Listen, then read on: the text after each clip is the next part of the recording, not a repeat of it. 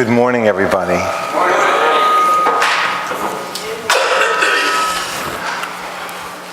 I think we've heard these words about true love many times. The quotes from the Bible have often been put on plaques and Hallmark cards, and we see them a lot. It's beautiful and it's familiar. Father's words about living for the sake of others, we've heard a million times. And even though it's clearly inspiring and beautiful, I think we have to admit that actually it's very hard to practice. It's very hard to live. It rolls off the tongue easily, but it's really very hard to live. And it's not something we're terribly familiar with. Today is Valentine's Day, so I had volunteered to come and speak as the director of the Blessed Marriage Project, which is devoted to marriage enrichment for blessed couples. I naturally think about love and marriage all the time. And we're sponsoring, as you know, we're sponsoring a retreat, and you can go on our waiting list now if you'd like to have a chance to get in. We welcome you to. But the point is that even though I think about this stuff all the time, and I'm speaking about it and listening to it all the time, the reality is to actually practice true love with my wife, Kathy, is not easy. The other night, I did what I've done many, many times. We went to go park in the gym in Clifton, and I park in the spot, and I'm crooked, and I'm a little bit off to the side. And my personality is I really don't care about stuff like that. As long as I'm not 3 inches away from the next car, I figure no big deal. My wife, however, is very practical and very grounded, and she is very aware of things like that. So she has a lot of reasonable reasons why she thinks a person should park right as close as possible in the middle. Naturally the car on either side, you never know how they may swing their door open and, whatever. The point is, as soon as I drove in, I knew I was askew, and I knew she knew I was askew in the spot. And I knew that even if she didn't say anything, she'd be thinking, this is what I believed, that she'd be thinking about it. How I'm imagining these thoughts. How a responsible person would park in the middle and all this kind of thing. So, of course, what's my response? Do I think, this really means a lot to my wife, doesn't mean a lot to me, but it means a lot to her. Happily, graciously, joyously, I will repark the car to make her happy. I'd like to say I did, but I didn't. I got defensive. Again, she didn't even say anything. She just looks out the window.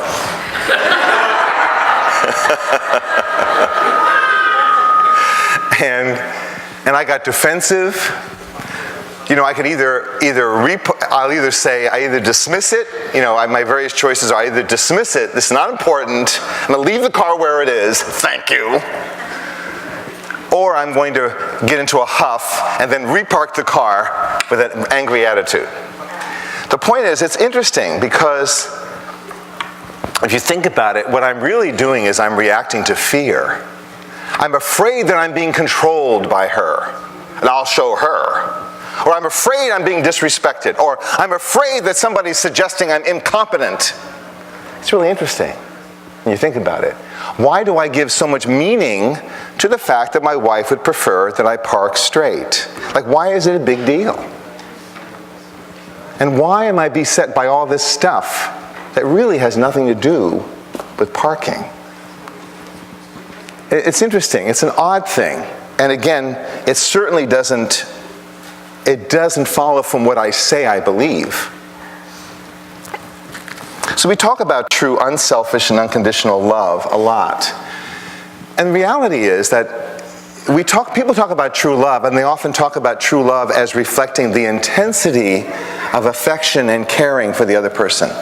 In other words, because I feel so much delighted by you, this must be true love. But we know that Father taught us that true love is not an intensity of feeling when you happen to like somebody and like what they're doing and they're making you happy. But true love actually is only revealed when they're not making you happy.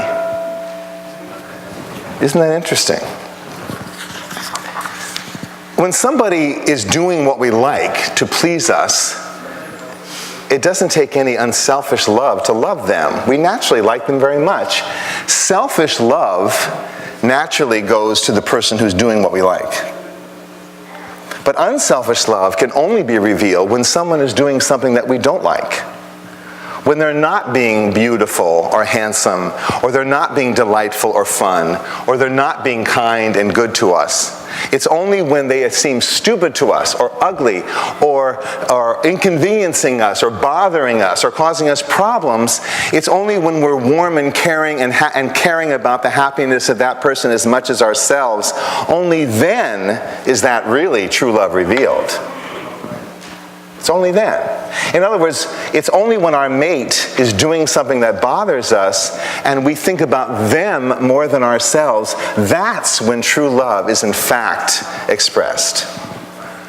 When we enjoy them and it's easy, that's not really true love. That's just me liking what they're doing. You see what I mean?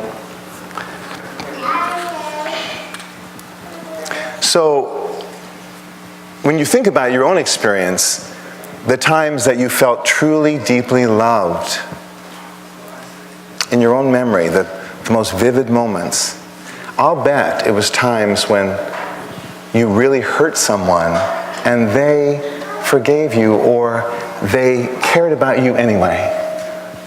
They thought about how you were doing. They served you even in their pain. Or you did something foolish and they overlooked it. Or you were in a terrible place. You were doing something, you were just really not appealing at all.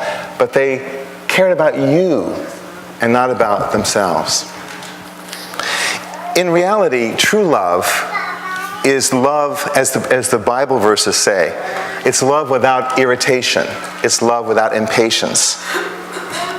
The key defining characteristic of unselfish, unconditional love is not only that it's given when someone is a problem to us or not doing what we want, but also it's without irritation, it's without anger. Impatience and irritation and anger are all selfish and have nothing to do with what the other person needs. Anger says, how dare you bother me, the center of the universe? How dare you not do what I like? How dare you not please me? So true love, Father talked about this, how much he wanted to overcome anger. That's one of his biggest challenges. Because anger is completely far away from true love, really. It's all about me and what I want and how I feel. But true love is, even if we have to correct someone or we have to stop them from what they're doing that's bothering us, it's done without anger. It's done, I love you and I'm concerned about you, and we do it without anger, without irritation. So just to illustrate this idea of true love, and by the way, I'm going to be sharing a kind of imaginary journey with you in just a moment. And I got this from Real Love by Greg Bear. I'd like you to take a moment and close your eyes. Really. Really close your eyes and let yourself go on this imaginary trip with me. Now imagine you're having a very bad day at work. The car had to go back to the shop again this morning, so you were late for work. And that left you unprepared for a big meeting. Your boss berated you in front of everybody. And now the company technicians have just turned off the power without warning you, so all your unsaved work on a report was just lost. You are so upset and frustrated that you just want to scream. Suddenly you get a call from downstairs reception that someone's here to see you. When you go downstairs, a warm and gracious older couple greets you by name and invites you to lunch. They're an aunt and uncle you have never met who are in town. Somehow, from their peaceful and inviting faces, you sense that you can trust them completely. You decide to take the rest of the day off. As they ask you questions with great interest, and as you talk and ride with them, it's clear that they're delighted to see you and seem to know a lot about you. When you enter the pleasant home where they're staying, you see that many others are there talking and laughing. Some of them spot you, and they come over to greet you and touch you warmly with a feeling of just unreserved welcome. Though they're strangers to you, you don't feel shy at all. You sense how they seem to really enjoy each other, and they love each other, and they're happy themselves, and they don't appear to need anything from you. It's surprising that they seem so genuinely concerned only with your happiness. As you enjoy the company of these new friends, it's clear that you don't have to do anything to impress them or make them like you. You don't need to please. You don't need to perform for them. It doesn't matter to them whether you're smart or pretty or handsome.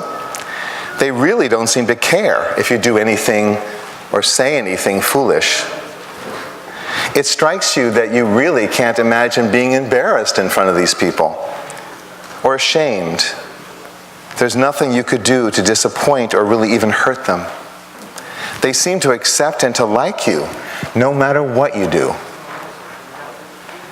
Utterly relaxed and with eager listeners, you begin to tell them the story of your life. They ask questions, and you feel no inclination to hide anything from them. You talk about your mistakes and your failures and your fears, as well as your achievements and your successes and your hopes. They seem to understand and to accept everything you're saying. For hours, you just sit and talk with these new friends. Allow yourself just to enjoy the feeling. You hear them, you see the light coming in the windows, you feel the comforting presence of love. And eventually, though, it's time for you to go. As they reluctantly allow you to leave, it's obvious that you're welcome to come anytime. And when your aunt and uncle drop you off at your door, as you begin to go upstairs, you think about this experience. When you were with these people, did you ever get angry or irritable? Did you feel any need to brag or show off? Did you get shy and insecure and withdraw? No. Why would you do that with people who unconditionally accept and love you? And were you still upset about the car? You can barely remember it, or the computer, or the boss. Of course not. Why would that matter when you have what is most important? To be unconditionally loved and accepted. Okay, please come back to the room. I hope you enjoyed that. Isn't it something that we can imagine such a thing? Or maybe it's something that we can't do it so easily. The principle teaches us that the center of our being, unification psychology says that the center of human motivation is the heart, and that what really drives everything we do is the irresistible, irrepressible desire to love and to be loved and to experience joy from loving and being loved. Father talks about how we're meant to be intoxicated by the love of God, that we're meant to feel drunk all the time. And we're supposed to be fulfilled by God's love, to find great meaning and pleasure in loving others as well. And that knowing, Father talked many times, that knowing how much God loves us, then we would naturally be most like God, and we would be our best self. We'd be most fully human in our best self. Greg Bear makes the reference, the analogy that if we really knew how we were loved, and then it would be like having $20 million in the bank.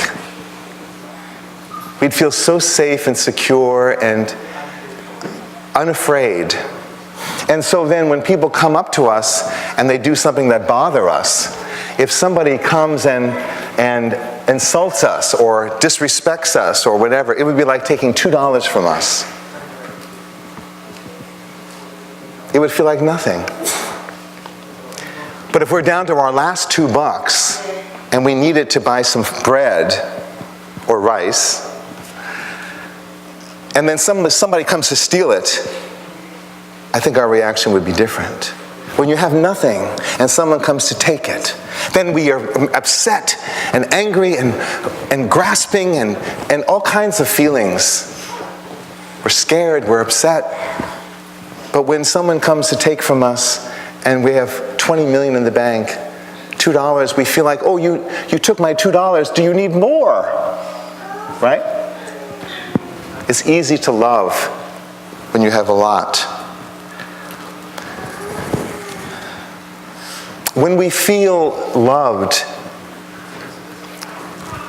then we feel completely comfortable. But naturally, when we don't feel this love, God, in other words, God meant us to live the kingdom of heaven. Cheongolguk was meant to be what we were born into. And we were never meant to know the deprivation of love. But reality is we were all born in hell. And we're living in a world that's far from what God intended. And the essence of it is that love is very, very scarce. We're living in a world where you don't get love easily. The only way we even get love at all is when we do something nice for somebody. When you live up to their expectation, when you make them happy. Then they like you for a minute. It's not really unconditional love, it's just conditional love. Oh, you look nice today. You make me happy, I smile at you. Oh, you don't look so nice, I frown. We've lived in a world where love is always fake, it's false, and it's only given when I like what you're doing. This is not the world God intended, and it leaves us scared and lonely and afraid, and we've lived like this all of our lives. It's like a baseline heartache. Certainly I experience it. Even preparing to come up here, the old habit of being scared. Are you going to like me? Am I going to do a good job?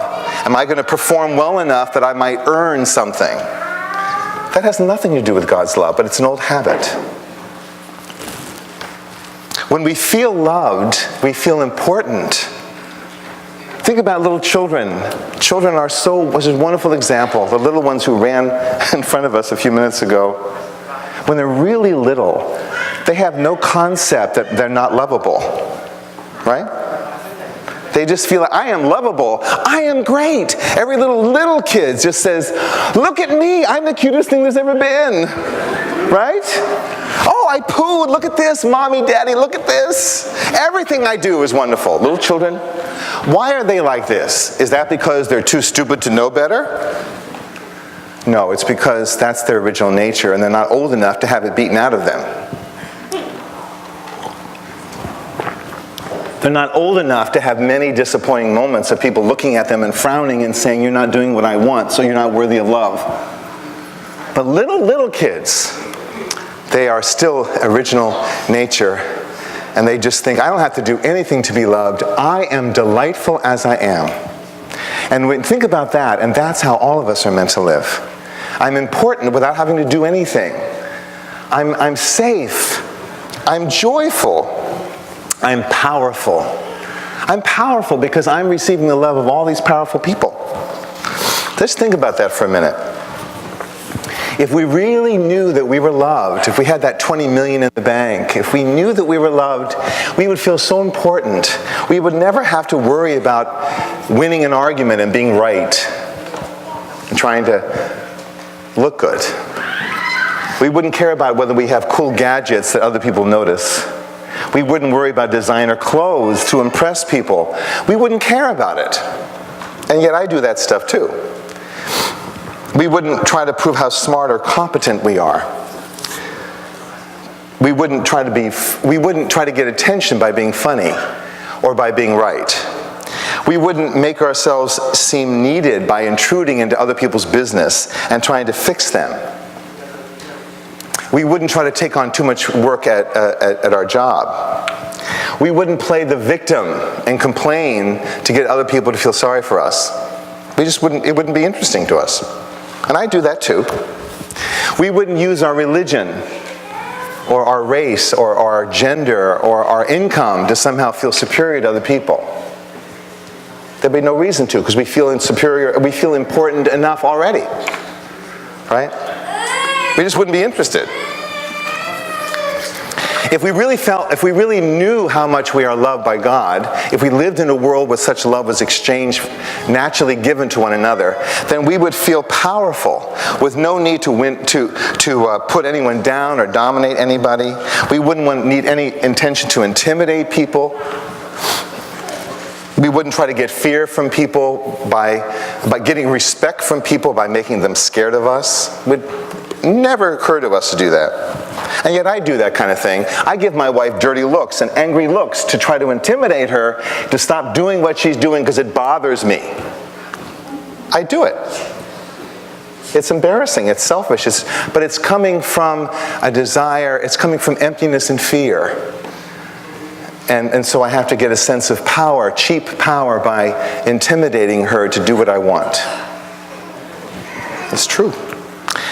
If we really knew we were loved, we would be so naturally joyful. We wouldn't need to watch endless TV to be entertained, and we wouldn't be laughing at jokes that aren't really so funny, that are kind of twisted, not really funny at all. We wouldn't be hanging out. We wouldn't be eating too much, like I sometimes do. We wouldn't be worried about having too much sex so much, and sleep, and video games, and looking at pornography and things like that to escape. We wouldn't be wanting to have that little bit of wine to relax. We wouldn't want to numb out by always being busy and running around. We wouldn't have a desire to do any of that. We would naturally be joyful. And if we felt safe and secure and free to be ourselves, we would have no fear of each other. No fear to run away from one another, fear of judgment. We wouldn't hold back our opinions and things because we think people will disapprove. We wouldn't worry about making a good impression and put on a facade so that we're acceptable. We wouldn't hide our faults and our weaknesses. We would just let them be and reveal them to one another. We wouldn't lie and make excuses, something I do a lot.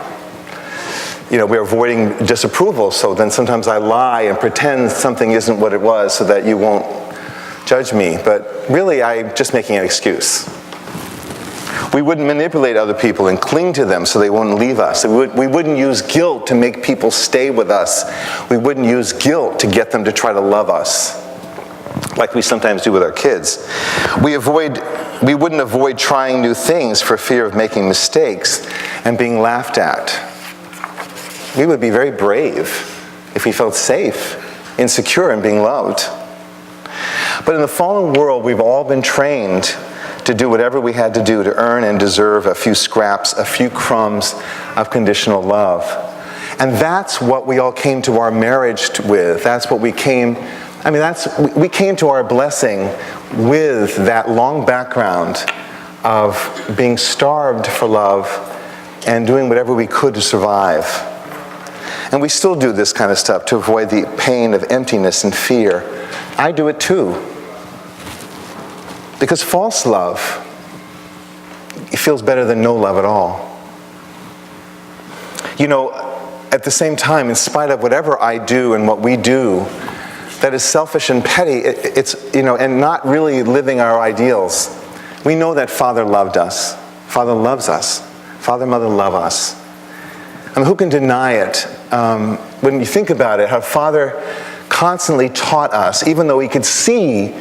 When I joined the church, and even after many years, and even now, I'm still very immature. But Father gave me the principle, even seeing how immature I was. He gave me this very valuable insight. He gave me my wife, and he gave me the blessing, even though I was obviously very selfish and immature. He still trusted me. He believes in me.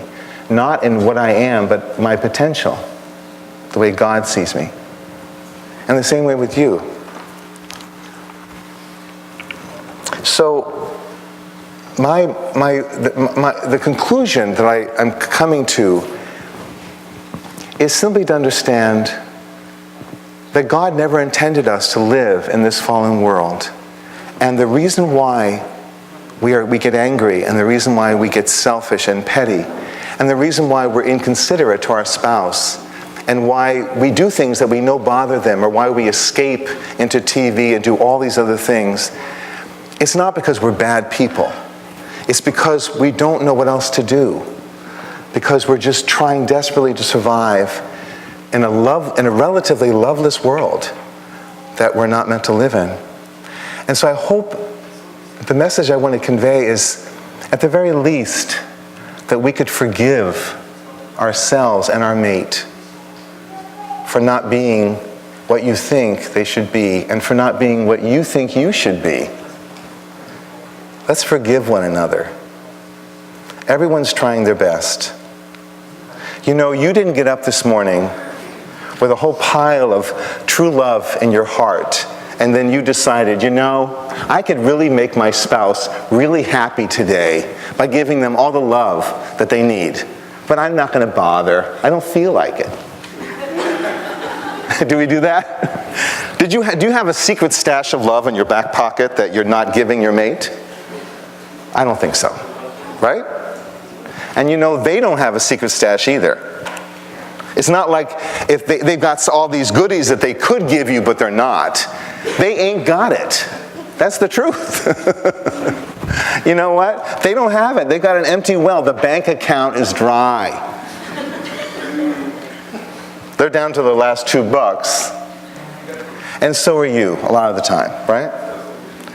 So again, if nothing else, let's just forgive each other, knowing that it's rough living in this world, and we have ideals to live up to, and we're all trying, and we all need to be reminded, yes, you probably should love your mate better. That would be good to help them. It would be better if I loved my wife better, because then she could receive the love she needs to love others. It would also make me happier if I loved my wife better. But we have lots of messages telling you to do that every Sunday. You should, you should, you should. What I want you to do is let yourself off the hook, recognize that you're doing your best, and so is your mate. Let's enjoy your mate, your spouse, for the beauty in them, the way God sees them, not for how they're falling short. Enjoy them. Enjoy yourself. Have a wonderful Valentine's Day. God bless you.